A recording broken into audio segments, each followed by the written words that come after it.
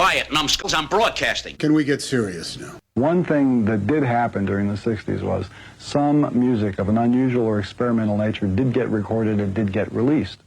Now look at who the executives were in those companies at those times. Not hip young guys. These were cigar-chomping old guys who looked at the product that came and said, I don't know. Who knows what it is? Record it, stick it out. If it sells, all right. We were better off with those guys than we are now with the supposedly hip young executives who are making the decisions of what people should see and hear in the marketplace. Success in the music business begins with a dream, a vision. This podcast will give you, the listener, the insight and tools to turn that vision into a reality. Meet the industry professionals who work day by day behind the scenes, helping to make those dreams come true. Welcome to the business side of music.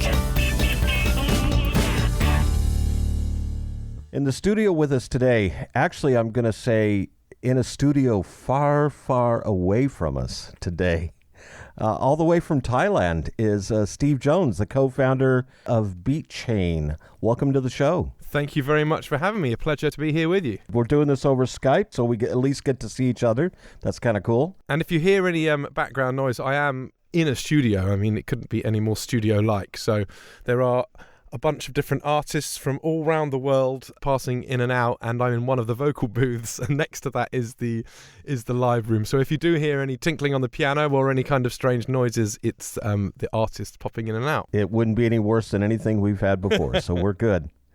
Well, thanks for being on the show. So you actually started out, I guess, as a musician. You were in a funk soul band called Brothers Strut, correct? That is correct, yeah. So I'm still with that band and still like to play, but the focus has definitely shifted much more into how I promoted that band and how that band became popular, and out of that then became Beat Chain, really, which is the methodology that kind of used to help promote the band. Let's talk about Beat Chain. How did that come about? What was your concept of it to create something like that and get it started? Well, like all these things, I didn't initially set out to do that. And as you rightfully say, when I first started, I was an artist, and it was right at the time where Facebook had just started as a platform. It had just started doing advertising, and I was in a band. I'd just been dropped from my record deal. Familiar story, as I'm sure many of your listeners will be aware. So I was determined to kind of put something together that I really was in charge of, and that was really all I knew. And Facebook had just started doing advertising, and I started placing a few ads, and it was very basic back then. It was kind of a few interests, music genres. And I can remember doing some, Stevie Wonder, Aretha Franklin, some basic interests around some music that was similar-ish to mine. And I remember seeing some strangers kind of commenting on it and saying, I really like this. And I thought, well, hang on a second, there's something in this. You've got to remember, this is about 7 years ago. So all of that was very, very new. And I just happened to have come across it a little bit by accident.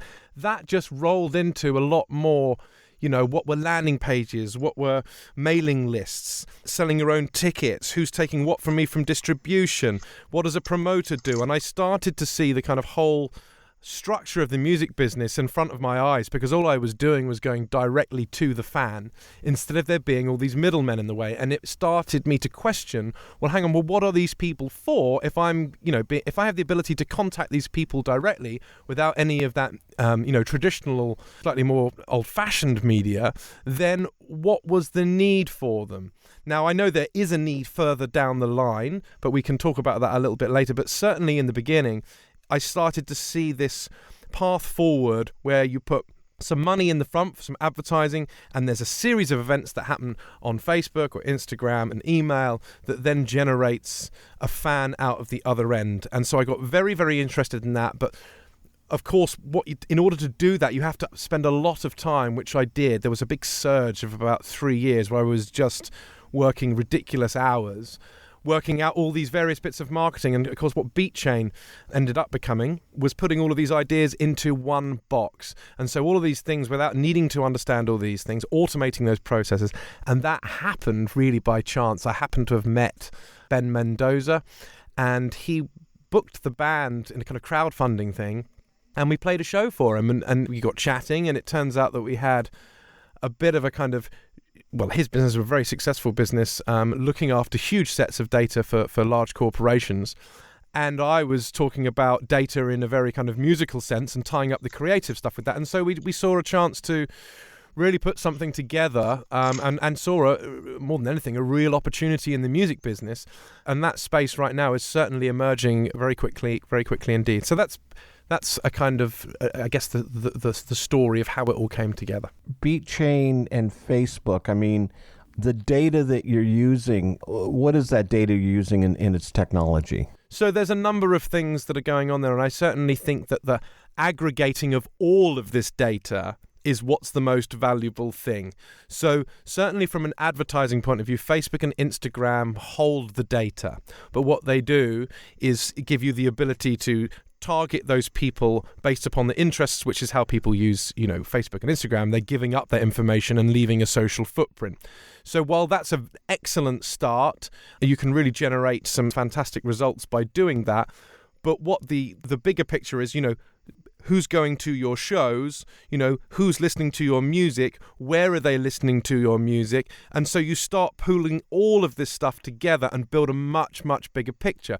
And of course, the problem is before, in the old music industry, and BeatChain frequently likes to, refer to itself as music industry 2.0, is that the old music business world kind of just really didn't share that, and it's very common. I've just come back from a meeting a couple of days ago with a very big very big promoter, and trying to get the information from the social page of one band is very difficult. So they don't want to share it with each other. You've then got ticket suppliers that then don't want to share that with the label. The labels don't want to share the information from the streaming, and of course, so you've got so much data and it's all over the place. But actually, there's another guy that I had a few meetings with here today who's looking after some fantastic bands from the ground up, growing a huge label in India. One of them's fantastic kind of Punjabi hip-hop type artist, but he's building that data set from the beginning, and he's doing the same kind of thing, using 6 or 7 different analytics programs and email over here, and so that's the way it's going. I'm under absolutely no doubt that that's the way that it's going, but it's happening from the bottom up. I think the people at the very bottom that have had to make these decisions based upon they want to get their music out there versus trying to seek someone to approve their music and like it, which is the battle of the music industry, right? You're always waiting for someone to go, yeah, you're a good artist, right? Yeah. And that's the most frustrating thing in the world, is to wait for someone to give you approval. And what's fantastic about the new music business, and in particular social media and big data, is the ability to say, well, look, I've got some music here. I think I know who's going to like it. Whether or not you'd tell me the commercial market is there is irrelevant. I know there's an audience for it. And if you can highlight that audience using big data and advertising, and of course then automating a lot of those processes, then you can certainly create an excellent fan base, and certainly enough to provide you with a good living. One of the things I've always questioned in my world, especially back in my record label days, was that sharing of information, or really the lack of sharing that information, because what you said, I think, is so vital for anybody to be successful. You have the record label, you have the concert promoter, you have the ticket agency, you have the venue, you have the artist. They're all trying to accomplish the same thing, which is to have a successful event, to get as many people into the facility as possible. In my mind, it just doesn't make sense why they don't share that data. Well, yeah, it's very difficult. And I understand it's very proprietary for them. Well, it's their business, right? We're the ones that put this together. We built this database. Yeah. It's ours. Yeah. But that's great. You're filling a certain niche, and you're never building beyond that, at least in my perspective. I think a lot of it is, I don't know if it's genuinely down to this guarding of it. I think there is perhaps a small element of that. I just don't think that a lot of people really understand the value of joining all of those dots up, because that comes from, you have to have a little bit of an e-commerce background and a little bit of a tech background. You don't have to have loads, but you certainly need to delve into that. And the music business tends not to be kind of focused on that, and they're often quite far behind, especially in companies that have huge acts and huge assets. They're used to going to TV, used to going to radio, huge campaigns, that they're not thinking about how to do that. And of course, what they're really missing out on is understanding exactly who likes an act in order to break it. And once you do that, and you can build a data set around the act in the very early days, if you can establish that demographic instead of shotgun blasting the radio stations, you can very efficiently work out when an act's going to blow up, and also work out, how much it's going to cost. And as you know yourself from your work with running a label, people often just take on a load of acts and then drop the ones that don't work, but they don't really know, and you should be able to know that in a very short period of time. I'm very much, and I've said this so many times on the show, I'm a big supporter of the independent artist over someone from a major label. And there's nothing wrong with that, but I think the major label serves its purpose, but I think the independent artist, especially from a groundswell, can have a huge fan base, can really dictate and control their style of music, what it is that they want to play and perform, and not be so worried about radio play and absolutely and other exposure. Absolutely. Yeah. And it depends on your expectations of what you want to do. So, I'll use my band as the example because it's the one I obviously know very well. But it's reached a point in London where we were doing around 1,500 show would be the biggest show that we're kind of doing, 1,500 to 2,000. Beyond that level, it becomes pretty difficult, I think, to kind of break those acts everywhere, because I think you need that shove to the next level. And that's where you need the exposure. You need a hit. And I think in order to do that, you do need that kind of exposure on radio and TV. And more importantly, what you need is then a team around you. I was starting for those tours. You've then got someone, a tech crew. You've got someone to drive the van. You've got an engineer. You need someone to sell the merch. You need someone to sort out the hotels. You're starting to building a company then. And while, of course, that's fine, but it gets to the point where you're going to be doing so much, you're going to end up not being the guy in the band. And that really was what was happening to me, that I was ended up doing all these other things. And it's at that point you're actually ready to go and see a label, and a label will be A, be interested in you, and B, you can actually barter a good deal because you then have a solid business. You can say, look, this is what we're making, these are the numbers that we're doing, and all of it is, you can check it out. Whereas I think the idea of an artist that you say, well, simply because you're good, you deserve recognition. Well, I kind of never have really understood that, but I kind of get it now. It's like, well, a plumber doesn't go out and, demand that he simply gets work because he's a great plumber. He has to go around and create a business for himself and show that he is good.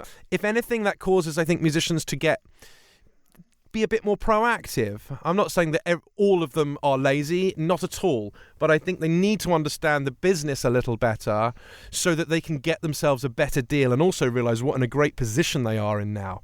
And just to touch on that niche you said, where you don't need to have something so mainstream, I would say that's absolutely spot on. You really need, more than anything, a niche is much better than being mainstream. Mainstream is actually harder.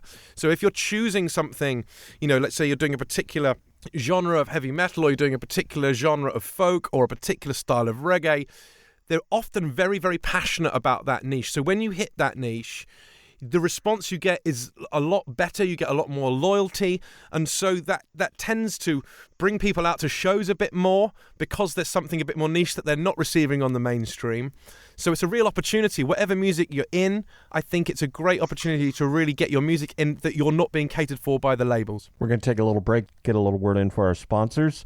Come back, we're going to have some more conversation here with Steve Jones, co-founder and creative director of Beat Chain. Hey there, this is Claire Bowen, and you're listening to The Business Side of Music. You're listening to The Business Side of Music. Hi everyone, I'm Larry Butler, and I want to send you a free digital copy of my new book, The Singer-Songwriter Rulebook, 101 Ways to Help You Improve Your Chances of Success. That's right, everything you need to know to launch your career as a singer-songwriter, all based on my 40 years in the live performance arena, and believe me, I've seen it all.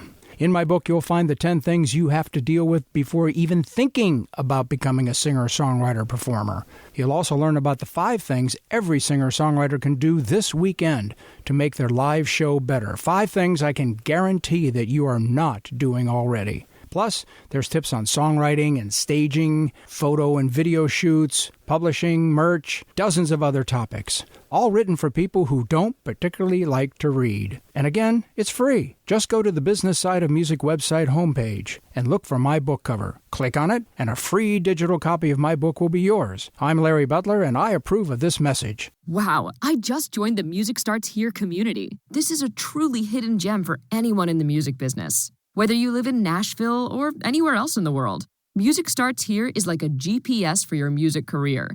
This is the place to be if you want to get advice and direction from some seriously talented musical people who have been where you want to go. Music news, events, and a great big community with resources for artists, songwriters, musicians, studio and tech, along with music business advice from pros in the industry, all on one site. Make sure you get your free profile now. Go to www.musicstartshere.org. That's musicstartshere.org. You're listening to the business side of music. Back in the studio, long-distance studio today from Thailand. Steve Jones, co-founder and creative director of Beat Chain, is with us. Talking about Beat Chain, there's got a lot of questions, but I guess my first question is this something that is easy to use and operate for the person using Beat Chain? The whole point of it really was that to learn all of these marketing functions, whether it be understanding how to put your Facebook pixel into your website, or even putting a website together, linking that to your email list, placing adverts, all those things require time, knowledge, and Beat Chain really is the whole premise of that is to make it simple and easy to use. We're in the middle of beta at the moment, so we've got a good dialogue going on with a number of users. And for people that want to sign up, by all means, go to beatchain.com and you can sign up. We've got that constant feedback loop at the moment. We're trying to find out what people think, what is easy to use, because obviously what's easy for some is not easy for others, and we're just making tweaks constantly to make sure the product is the best that it can be. But in answer to your question, it is easy to use, but we're always trying to make it better with the feedback from the artists that use it. And I guess one of the things we need to really clarify here is one of the aspects of Beat Chain is really to help the artists grow their fan bases.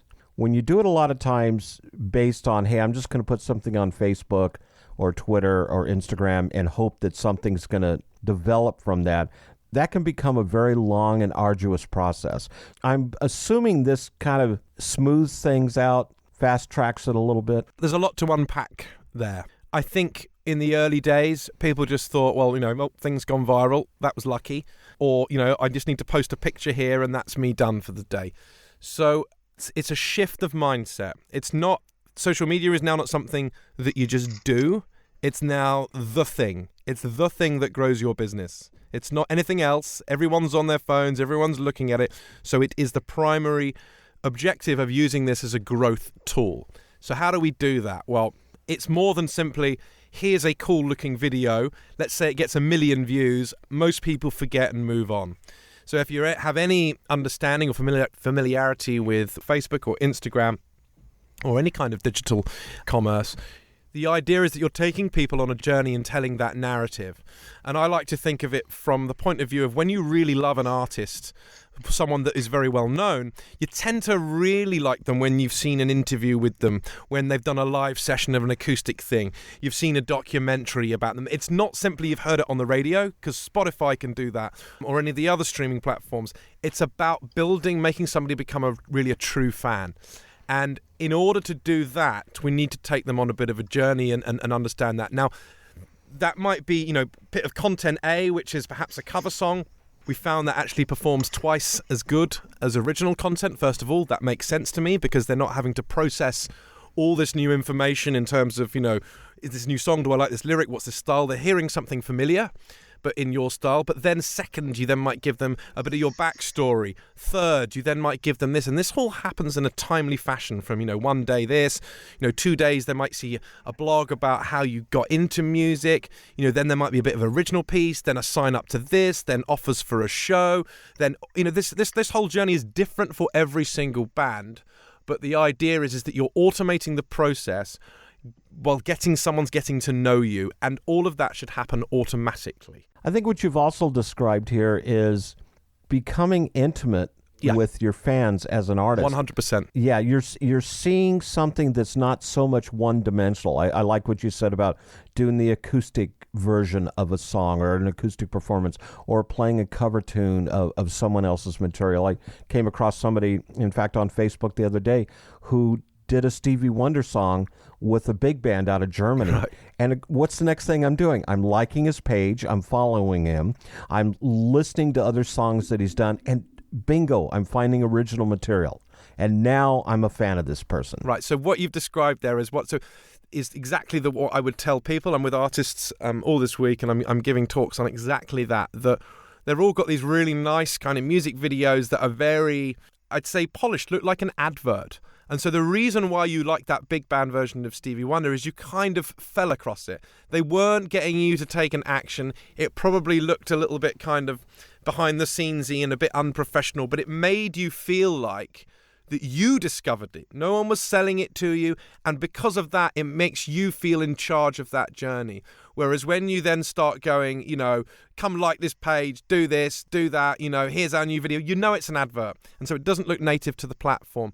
So it's a really, really important point that first interaction is essentially you feeling like that you've discovered it. And I liken it to if you're at a party and you go up to someone, you don't go up and go, "Hi, this is me. This is what I'm doing. Me," because like that guy's really irritating, right? You try and you try and work out. We all know someone like that, or have been to a party and met someone like that. Or you meet someone at a business meeting, and the first thing they do is give you a business card. It's like, man, just give us some time here. So what do? We tend to chat. Okay, what do you do? We form a relationship. We form a bit of a bond. We have shared ideas, perhaps shared values. And it's those things that then start to form a relationship. And so all we're trying to do is replace that relationship that you have in real life into an automated format online that gets somebody discover you. And it is about measuring all of these different steps. Now, currently, this is something we're calling Fan Builder. While we've achieved some great results for our artists, this is not ready for the public yet. We've got to do a lot more testing. We want to make sure it's absolutely killer. But what it does is that it would look at all of the artists that are similar to yours by taking things from related artists on Spotify, from Songkick, all of your socials, all your kind of likes on Facebook, your email addresses, and create combinations of, let's say, 100 different audiences. And then it puts budget in tiny bits of money into all of those different audiences and decides which ones are performing best. So what's getting the best engagement? So it scales the ones that win and kills the ones that lose. Now that's step one. That's identifying your audience. Next up is kind of that journey of various steps to the end goal being them buying a ticket to your show or streaming or buying something, but that is more under campaigns. And again, that is something that we're going to be launching later in the year. But all of those steps should be and can be automated, but they should not feel like they're being automated. I think that's something that's also very important to discern, because when we talk about something feeling automated, right now, I think with all the technology that's out there, we really have the attention span of 7 seconds or less, because the remote is so easy. There's so much content out there to absorb that we really have to really pick and choose what we want to watch or listen to. And then the question is, how long am I going to stay engaged in that particular platform of whatever it is? That first step, that first video, and I'll refer back to your example of the big band Stevie Wonder, there has to be an understanding by the artists about how to engage people very, very quickly. And that's stage one. Once you've done that, the battle is a bit different, because then you can start to, they've seen that, you've won them over. You're okay to get to the next stage. So then that might be, like I say, hearing your backstory, and that backstory might be one that's very interesting to the people that you're targeting to. The point you raise is true, but I would say it's really, really important for the first stage, less so important for the latter stages, but still important. But the first interaction is crucial, because that is, if you don't win them over, then you're never going to win them over. And I think this also goes back to a comment you made earlier in the first segment. And that is that the artist not only has to get to know their fans, get to know their audience, but they have to be very proactive. Reactive, you're going to lose some people, once again, because there's so much content, there's so much data out there. They have to be proactive. And I think it's safe to say that, yes, there are some artists out there that are lazy, to the point that I think some of them are going, hey, I'm good enough. I want a record deal. I should be able to get a record deal. And it's not always because you're really good. It is a lot of times, or maybe I should say, in some places, it's being in the right place at the right time is what gets you that deal. You have to get out and you really have to hustle. And because of the technology, the way it's changed through all these social media platforms, you have to use every gun in your arsenal to get out there and capture that audience. Agreed. And the way to, if there is any kind of uncomfortableness around kind of automation around that, I think that you really have to look at, as examples, as I said, it's really important to understand that that's all we're doing when they're creating that narrative. When a politician goes out and repeats a mantra over and over again, I won't name names, but there's a number, it happens with every campaign, every presidential campaign. They're creating this narrative over and over again that makes people remember them and identify things. It happens with artists when they go and do interviews, or actors, they repeat similar anecdotes. They need something to be able to engage with people. And all we're doing is creating our own little version of that they would normally do with radio, with TV, and with press, and we're just using social media to tell that story. We're going to take another little break. Steve Jones in the studio. We're going to come back and talk some more, and you're listening to this edition of Hi, we're Rockland Road. And you're listening to The Business Side of Music with Bob Bender. You're listening to The Business Side of Music. Hey, it's Chris SD from Sync Songwriter. Imagine what it would be like getting your music into the latest TV shows, movies, or ads. Your songs would not only get exposure in front of millions of viewers, you'd get paid to do it and gain a reputation as the songwriter that you are. I've been showing songwriters, composers, and artists how to get their music into TV and film for over 15 years. Collectively, they have generated hundreds of thousands of dollars from licensing their music. Their music has been on networks such as HBO, Bravo, ABC, NBC, Netflix, and more. In films or trailers such as Predator, Annihilation, Christmas Chronicles, Professor Mac, and many others. So many songwriters upload their music to websites hoping to get discovered. Unfortunately, this almost never happens with the millions of songs out there competing for attention. I show you how to get your music heard by the people who can actually make it happen for you. When you start getting your music licensed, you automatically develop a reputation in the industry. This lets you get syncs over and over again. If you'd like to discover how to connect with the right people in music licensing, just click the Sync Songwriter logo on the Business Side of Music webpage, and I'll see you there. Hi, this is Vinny Rebus, the founder of Indie Connect. Our goal is to ensure that you have the knowledge, the tools, skills, resources, and connections that you need to develop a profitable and long-lasting career in music. One way we do this is through these Business Side of Music podcasts. I'd also like to invite you to check out Indie Connect magazine, our free multimedia online publication packed with practical interviews and advice from music industry experts. Go to www.indieconnectmag.com. That's www.indieconnectmag.com. Let us walk with you and guide you every step of your musical journey.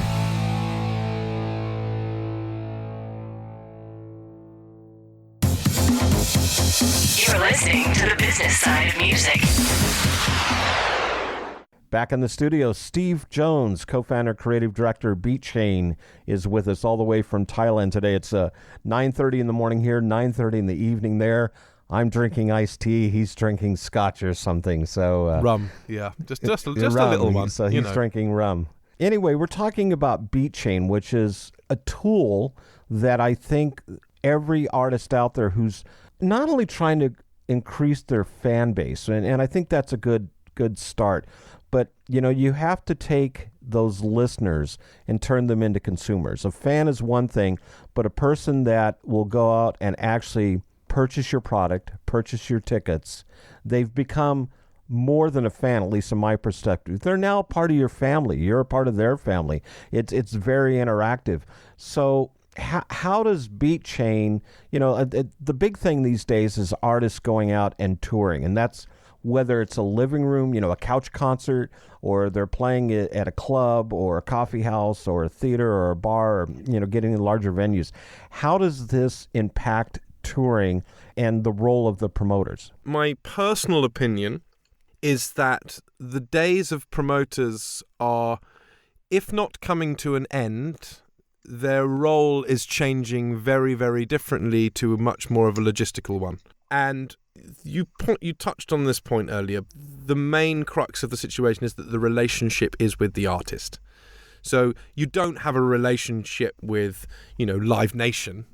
You have a relationship with the artist that is playing. So that's where the emotion comes from, is that. So, what does that mean? It means that if I'm doing a show for 300 people or 400 people, and I'm charging them £20 a ticket, then my revenue is going to be 5-6 times that of what a promoter is going to pay me. I think a lot of the time people don't know really that you can even do that, so they're unsure of the process of actually dry hiring a venue and then selling tickets directly. But of course, once you start doing one thing like sending people to streaming or selling vinyl or a t-shirt on your website, you suddenly start going, well, hang on, why am I giving this to a promoter? I do think that there is value in it further down the line from a logistics point of view. But if you take an artist from the ground up using totally social media, nothing else, you're engaging with these people on email, you're engaging with them on all the social media platforms, I don't understand what the role is then of the promoter. No one goes to see a band that they don't know. That you might go and see a brand that's associated and you happen to see a band, but I've never really heard of people going out off their own back, not because they're friends going, off their own back and saying, I'm going to go and see this band. It's not a good way to run a business. So I question what the future role of a promoter actually is going to be when this new music business emerges. They're perfectly fine for now, but I think as we head further down this track, they're going to drastically need to change their business model because the relationship is with the artist, and if the artist becomes savvy and owns the data, then what is the role of the promoter? You brought something else up earlier too, and that is capturing the attention of not only the promoter or the booking agent, the venue operator, or the record label. The record companies these days, every other asset I just named could fill in that blank with record label. They're all looking, what is it that you as the artist can bring to the table? What are your numbers? What are your metrics? How many people do you have following you? Because it's to the point now, and I think you said it, what are those logistics that are going to be in play? Because the artist is now being expected to do the majority of the work. The artist is being really pushed in the direction of, you're the one that needs to build that base before we're going to talk about a record deal, or we're going to talk about you even opening for someone on a show. Yeah. Can you put butts in seats? Can you sell records? Yeah. So to be able to do that, you got to create that on your own. I always have the conversation saying that, okay, so if you want to take that chance of getting a record deal, if you're a young artist, you might go, well, I want to be a huge superstar. And of course, that's the ambition that one should go for. But that should not mean that you don't build your fan base on the assumption that somebody will discover you and give you the record deal. Because if you don't, as you rightfully say, they will tend to look at your numbers as the first thing. Check out what they're doing on Instagram, how many streams they're getting, how many followers they got on Facebook. They'll do all of that. And if the numbers aren't impressive, they just go, well, I've got to do a load of work here. It's an obstacle for them. They don't want that.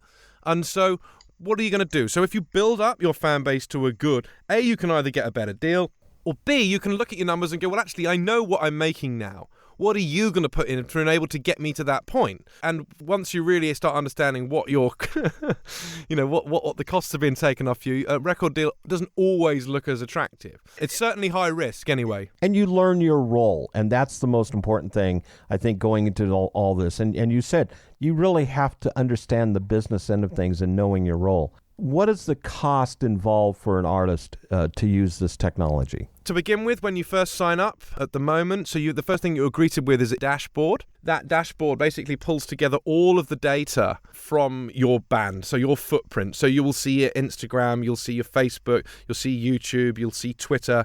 You'll see all of that put together on one screen. So actually, you're not having to log into all these different platforms. You can see all of that there. That's absolutely free. Again, we've got a launch pad, which is for putting all of your social media out and scheduling that up. Instead of having to do it all separately on your phone, you can go on there and get it set up and set aside a certain time at the beginning of the week and put all that. Again, all of that up to about 10 posts a week, I think it's about the number we're looking at, is absolutely free. So those two items can be free. Now, distribution, which we're in beta going into, I think, next week, that's $1.99 a month. So for $1.99 a month, you can distribute to all the major streaming platforms, and that is for as many songs as you like. So completely unlimited for you as an artist. Going forward, websites we're going to be launching out, which should be within the realm. I'm not entirely sure of the price, so forgive me if I'm wrong, but it's something like £6-7 a month, and that will be an artist website set up completely, all integrated with things like Facebook Pixel, so you don't have to go through all of this kind of marketing fluff that you normally have to do when you do it. Again, MailChimp, all those other things. So the idea is that all of these tools independently would cost you hundreds of pounds a month. We want to bring all of those together, everything included, I would say in the region of kind of £30 to £40 for the whole thing. But to get started, it's completely free. But we really want to be getting that cost down to a very affordable price. And like I say, all these things are coming out month by month. So the price points, I'm not going to be 100% accurate on, but it's going to be the most affordable platform out there because we are literally bringing all these tools together under one house. And that's what no one else is doing to the extent that BeatChain is doing. The numbers you're discussing, that's a dinner. That's going out and having a couple drinks at the bar. Your career's got to be worth at least that. What we're trying to do is enable artists that don't have the money to be able to go out there and grow their careers. And if you're a guy that's from a poor background and you don't have much money, but you have access to, the ability to record something on your phone, you should be able to simply put that content up there and be able to start getting traction and a fan base. And if we can get that for a few dollars, then so be it. That's what we should try and do. And I think that I don't want to get into this slanging match for the recording industry, because there is a lot of incredible talent, and I know a lot of incredible talent in the recording industry. But the business model has been pretty much the same for many, many, many, many, many years, and the world has changed an awful lot. We just need to wake up as artists a little bit to understand what we can achieve on our own, and then that in turn will actually start to change the music industry. I couldn't agree more. I think the technology has surpassed a business that's been using the same template for the last 60 years, so it's about time. How can people find out about BeatChain? Go to beatchain.com. If you sign up, like I say, we can put you through the beta program. It'd be really great to get some of your guys' feedback about how doing. We all basically use it and let us know what you think. Very good. Steve, thanks so much for being on the show.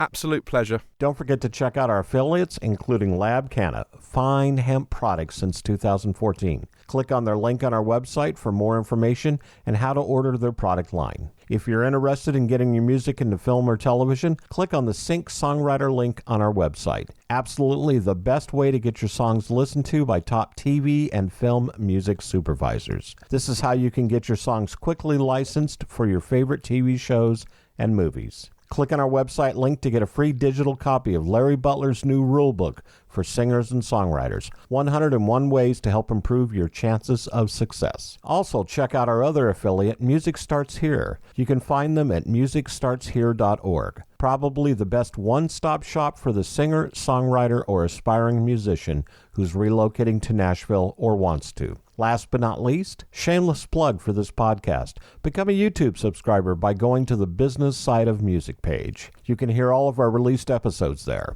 Also, check out our website at businesssideofmusic.com. Follow us on Facebook at the Business Side of Music Podcast and on Twitter at Biz Side of Music. The Business Side of Music is the creation of Tom Sabella and Traci Snow and is produced by Bob Bender. The Business Side of Music is recorded at Music Dog Studios in Los Angeles, California and Nashville, Tennessee. Production sound design by Keith Stark. Voiceover and promo by Lisa Busan.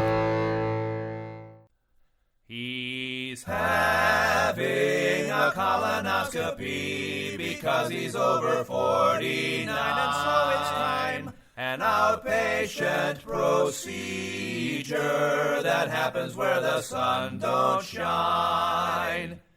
The day before's a real aggravation. The stuff you drink is not so great. It gives you such a rushing sensation, and then you must evacuate.